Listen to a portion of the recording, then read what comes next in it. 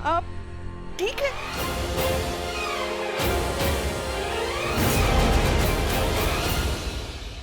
ये सब क्या है करिश्मा सिंह? एक छोटा सा नाटक था मैडम सर। ये ऐसा नाटक? जी पुष्पा जी, मैडम सर को इस बात का एहसास दिलाने के लिए कि कभी कभी जज्बात में वो गलत फैसले भी ले लेती है। मैडम सर, आपको बिना किसी की परवाह किए अपना फर्ज निभाना चाहिए था। बेधड़क बेझिझक इस इंसान को शूट कर देना चाहिए था, लेकिन आपने नहीं किया। आपने अपने जज्बातों को कानून से ऊपर रखा। करिश्मा सिंह, उसने आपके सर पे बंदूक रखी हुई थी, हमने जो कुछ किया आपकी जान बचाने के लिए किया। और इनकी जान का क्या मैडम सर? इनकी जान भी तो जा सकती थी ना। आपके जज्बातों के कारण आज इनका लाश यहाँ पे पड़ा होता, लेकिन नहीं, आपके जज्बात हमेशा कानून के ऊपर। कैलकुलेट करके इन्वेस्टमेंट किए जाते हैं, जज्बात नहीं करिश्मा सिंह। उस वक्त आपकी जान खतरे में थी, हमने वही किया जो हमें सही लगा, जो हमें करना चाहिए था।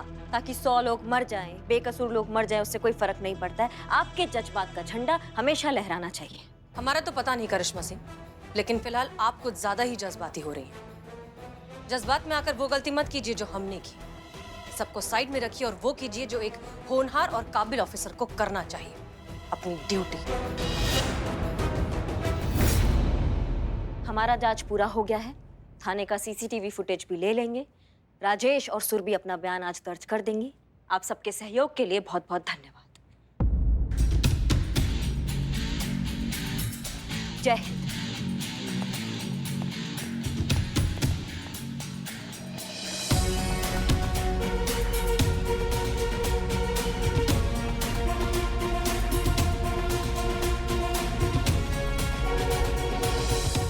हाँ जी, तो आप बताइए कि फिर उसके बाद क्या हुआ था?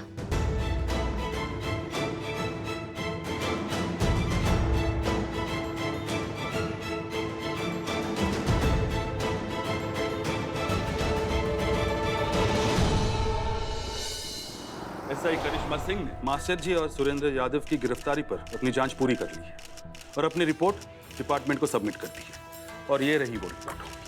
तो सर, क्या कहती है एसआई करिश्मा सिंह की जांच रिपोर्ट? मेरा मतलब है, मास्टर जी और सुरेंद्र जी की गिरफ्तारी सही है या गलत? देखिए, रिपोर्ट के मुताबिक कानूनन ये गिरफ्तारी गलत थी और इसे किसी भी न्यायिक दृष्टिकोण से उचित ठहराया नहीं जा सकता।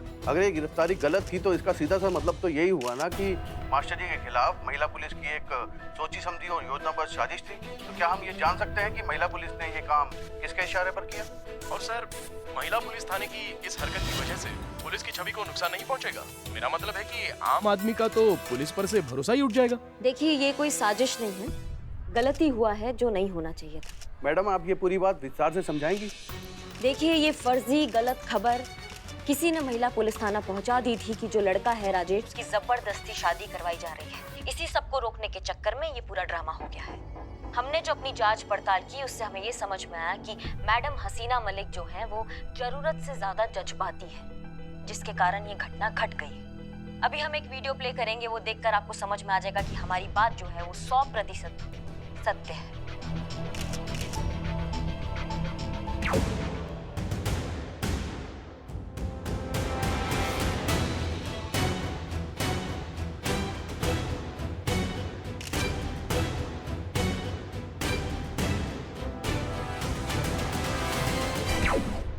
ऐसे थाने की आवश्यकता क्या है समाज को, जहां तथ्यों की प्रामाणिकता जांचने की बजाय भावुक होकर फैसले किए जा रहे हैं? हाँ सर, बताइए प्लीज, बताइए सर, क्या क्या आवश्यकता है, प्लीज बताइए। Silence please. जी प्लीज। देखिए, हम जनता की भावनाओं का पूरा सम्मान करते हैं और इसलिए डिपार्टमेंट ने यह फैसला लिया है कि महिला पुलिस थाना अमीनाबाद को बंद कर दिया जाए।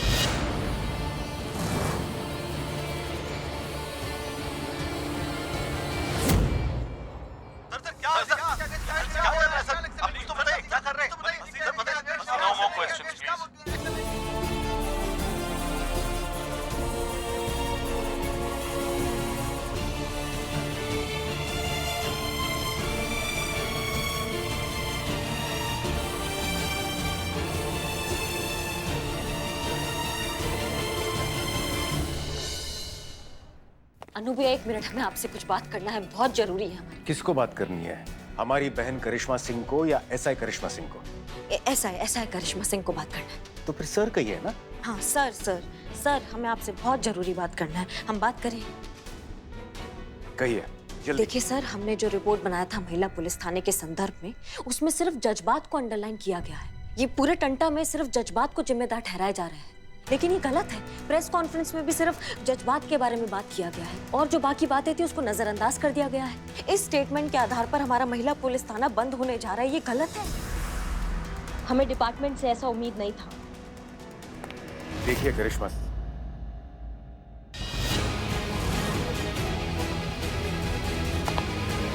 जय हिंद सर।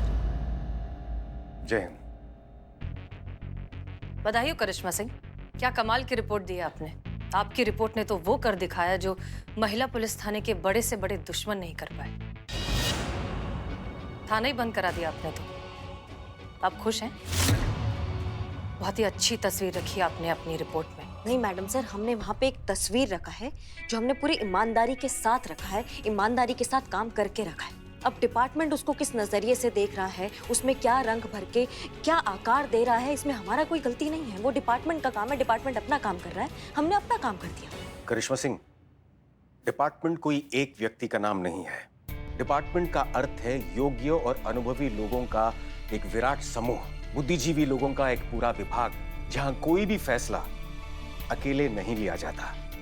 पूरे विभाग की सहमति और विचार विमर्श शामिल होता है उसमें, और हमें उस निर्णय का सम्मान करना चाहिए। अच्छा, इसका मतलब विभाग के इस फैसले से आप सहमत हैं सर? अगर ऐसा था तो आपको प्रेस कॉन्फ्रेंस में आना चाहिए था। हम डिपार्टमेंट के निर्णय से सहमत नहीं थे हसीना मलिक, इसलिए प्रेस कॉन्फ्रेंस में नहीं आए, और हमारी सहमति उनकी बहुमत के आगे टिक नहीं पाई और फैसला आपके थाने के विरुद्ध सुना दिया गया। और आपको इस बात से कोई आपत्ति नहीं, ये जानते हुए कि ये जो कुछ भी हुआ है कितना गलत हुआ है, जो हो रहा है कितना गलत हो रहा है, फिर भी आप चुप रहे सर? आपने एक बार नहीं सोचा कि आपको सच का साथ देना चाहिए? किया उसके लिए जाता है हसीना मलिक जो खुद कुछ करने में सक्षम नहीं होता। अगर हम आपके लिए कुछ करते तो आपकी योग्यता पर प्रश्न चिन्ह लग जाता, और हम जानते हैं और शिद्दत से यह बात मानते भी हैं कि हसीना मलिक खुद हर तूफान का मुकाबला करने में पूरी तरह सक्षम है। उसे किसी सहारे की जरूरत नहीं है। हम सहारे की बात तो कर ही नहीं रहे सर, हम सिर्फ साथ देने की बात कर रहे थे। पर गलती हमारी है, हम आपसे साथ देने की उम्मीद कैसे कर सकते हैं?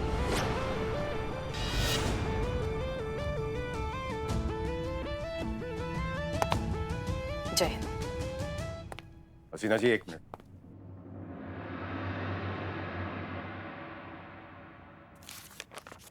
ये आपकी टीम के ट्रांसफर ऑर्डर्स हैं,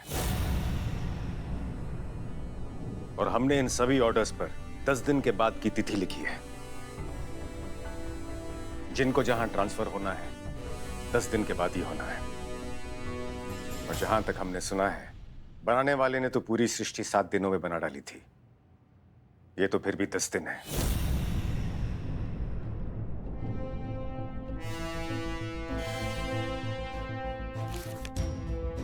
जय हिंद। जय हिंद।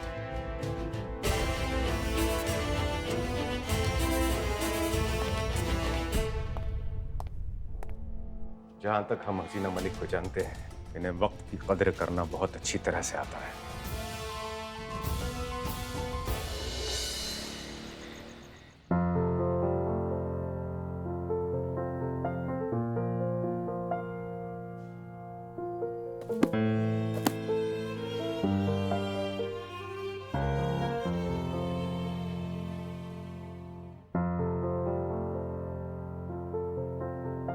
संतु जी, ठीक है? मुझे जुकाम है। नहीं संतु जी, रो रहे।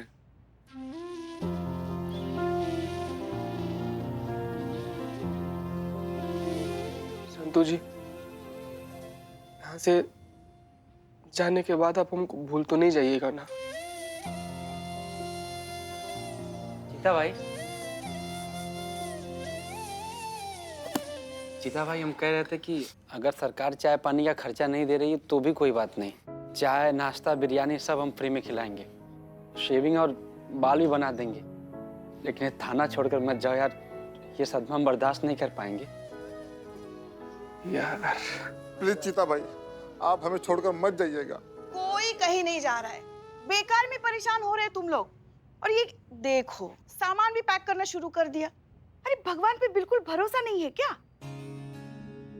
पता है हम अभी कहाँ से आ रहे हैं? कहाँ से? शिवजी और पार्वती माँ से मिलने मंदिर गए थे और उनके चरणों में प्रार्थना रख के आए हैं कि अब बस आप ही हमारे थाने को बचाइए। हमने जब भी सच्चे मन से कुछ भी मांगा है ना, हमेशा माना है शिवजी ने। और आज भी पूरा भरोसा है कि इस बार भी हमारी झोली खाली नहीं रखेंगे शिवजी। हाँ, अरे कुछ नहीं होगा, हम कहीं नहीं जाएंगे। मैडम सर गई है ना डीएसपी सर से मिलने, देखना वो सब ठीक करके ही लौटेंगे। डीएसपी सर उनकी बात कभी टाल ही नहीं सकते। इकबाल और बदनाम, जाके जरा बिल्लू को ढूंढो। जब से थाना बंद होने की बात सुनी है, पता नहीं कहाँ कहाँ बोराए बोराए घूम रहा है वो। उससे मिलो और उससे कहो कि कुछ नहीं होगा उसके बिल्लू निवास को, ठीक है? अरे जाओ जाओ, जल्दी जाओ। ठीक है, ठीक है। और तुम दोनों क्या हमारा चेहरा ताक रहे हो? अरे ये अपना अपना सामान निकाल के अपना टेबल सजा के रखो, चलो। पुष्पा जी, आपको यकीन है ना हमारा थाना बंद नहीं होगा? हमें तो पूरा विश्वास है हमारा थाना बंद नहीं होगा, हम कहीं नहीं जाएंगे। मुझे आपके विश्वास पर भी विश्वास है, नहीं होगा अपना थाना बंद।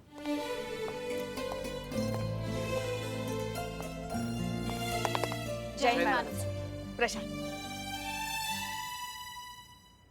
क्या हुआ? बात होगी आपके डीएसपी सर से? सब ठीक हो गया ना? हमें तो पहले से पता था सब ठीक होगा। हमने अभी बस यही बता रहे थे इनको। देखिए सामान भी पैक करके रखा इन्होंने। भरोसा ही नहीं है यहाँ किसी को हम पे। अरे ऐसे थोड़ी ना हमें हमारे थाने से बाहर निकाल सकते हैं वो लोग।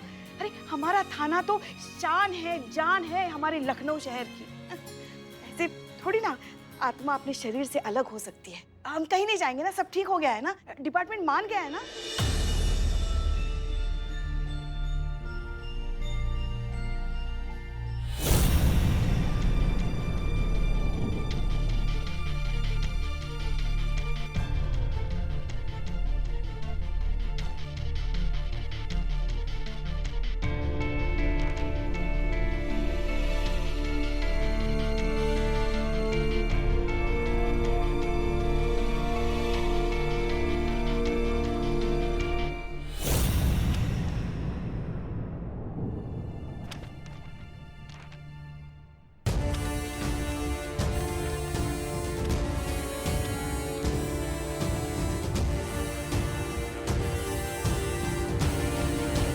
शिवजी,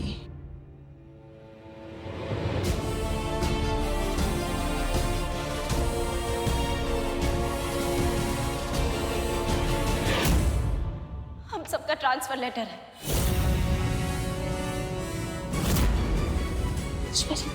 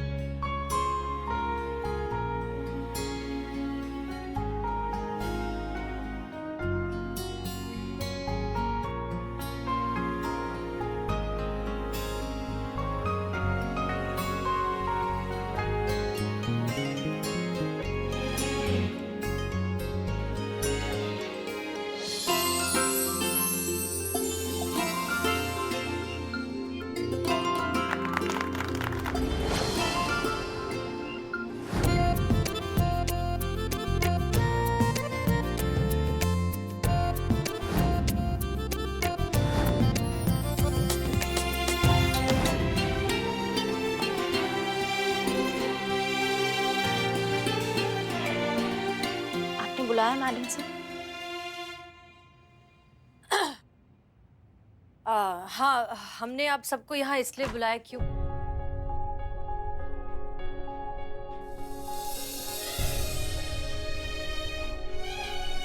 हमारी वजह से ये सब कुछ हो रहा है, पर हम इनकी हिम्मत टूटने नहीं देंगे। हमने ये कहने के लिए बुलाया है कि मंजिलों के आगे जहां और भी है, इश्क के आगे इम्तिहान और भी है। सिर्फ ट्रांसफर ही तो हुआ है, सिर्फ जगह ही तो बदली है, बाकी सब तो वैसा ही रहेगा।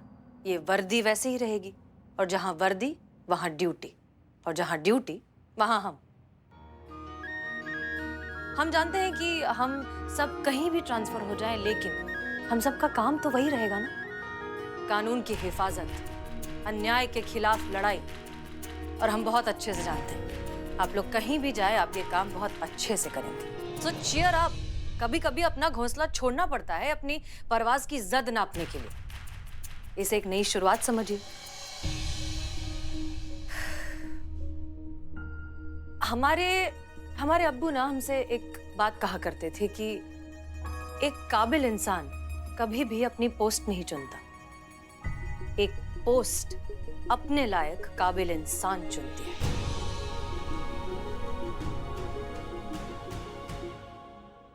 आपको क्या पता कि यहां से बाहर निकलते ही कौन सा एडवेंचर, कौन सा बड़ा सा अचीवमेंट आपका इंतजार कर रहा हो, जिंदगी का कौन सा नया मोड़ आपकी राह देख रहा हो।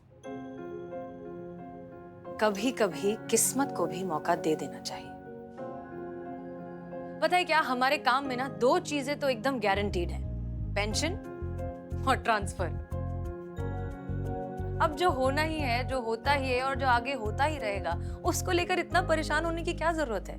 Cheer up. ये नई शुरुआत है, पूरे जोश के साथ इसमें आगे बढ़िए, हौसला रखिए, क्योंकि ऊपर वाला कभी भी कोई भी फैसला बेमकसद नहीं लेता। मैडम सर, वो बिल्लू, हाँ आप जल्दी चलिए। क्या हुआ? अरे वो मंदिर में पता नहीं उसको क्या हो गया, कोई जुनून सा सवार हो गया। मैडम तो किसी की बात नहीं सुन रहे, आप बस जल्दी चलिए। चलिए। हाँ तो क्या हो गया ये बिल्लू भी ना? जब तक हमारे थाने का संकट टल नहीं जाता, डिपार्टमेंट मेरा थाना बंद करने का फैसला बदलता नहीं, तब तक देवी माता के सामने मैं 1 घंटा बजाते रहूंगा। क्या कर रहे हो? रुको। बिल्लू क्या कर रही हो? रुक जाओ। तुम्हारे हाथों से खून आ रहा है, बस करो। ये क्या कर रहे हो? नहीं मैडम सर, मुझे रोको मत, मेरी प्रार्थना पूरी होनी चाहिए देवी माते। बिल्लू देखो, हमें अपनी माँ मानते हो ना, माँ का कहा भी नहीं मानोगे। रुक जाओ बेटा, रुक जाओ। नहीं माँ, ये देवी माते ने मेरी बात सुननी चाहिए, मेरा परिवार टूटने से बचना चाहिए। इकबाल क्या करे? रोको इसे, सीधा जाओ, रोको इसे, रोको, पकड़ो उसे। मेरा थाना बचना चाहिए, अपना थाना बचना चाहिए। बिल्ले शांत, बिल्ले शांत।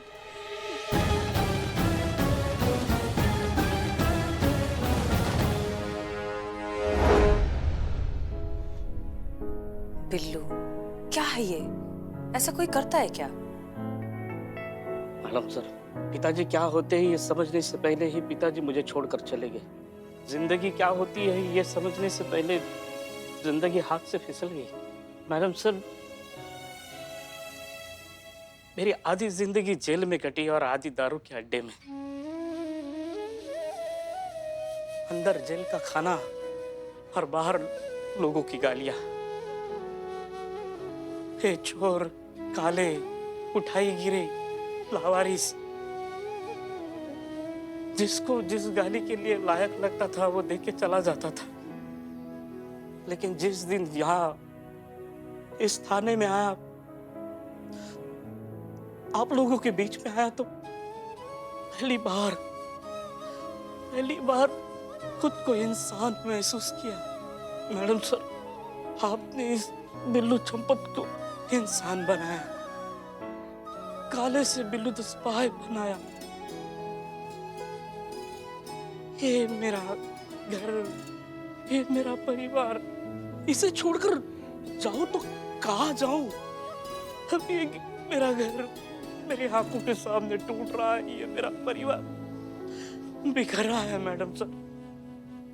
और मैं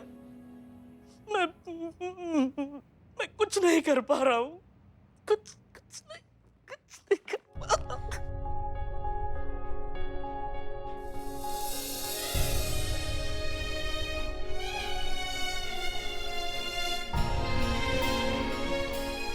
ऐसे अगर सब टूट गए तो आगे जिंदगी में कुछ नहीं कर पाएंगे। हमें अपनी टीम को बिखरने से रोकना होगा।